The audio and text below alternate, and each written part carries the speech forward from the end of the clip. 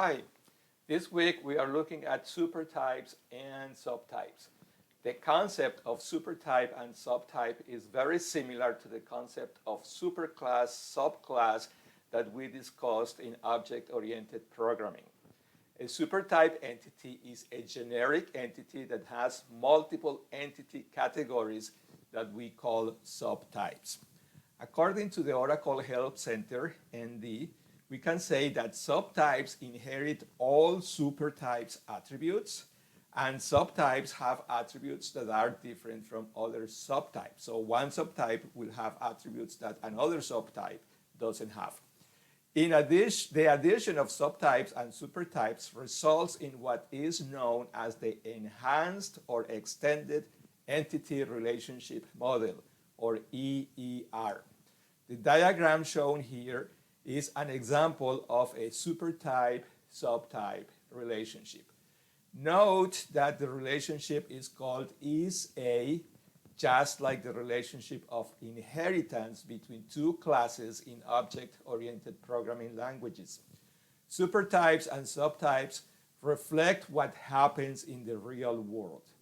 This is well illustrated in this example shown here on the slide, where a professor is a subtype of the employee type. So employee has some attributes, and a professor shares all those attributes that all employees have, but it also has its own unique professor attributes.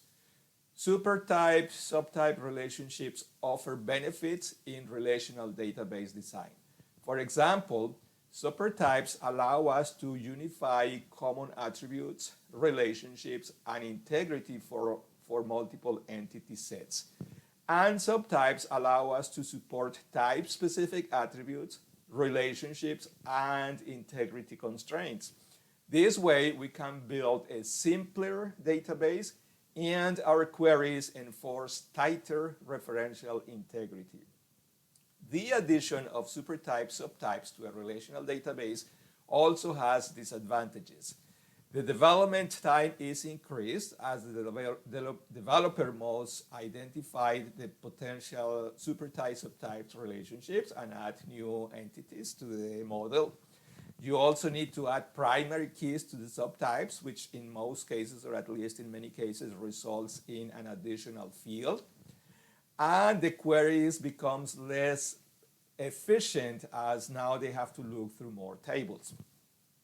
The advantages, however, outweigh the disadvantages, especially on those databases that are large and used for extended periods of time. The savings in determining or finding the data that you are looking for, the simplicity of the database, far outweigh those disadvantages, the additional development time.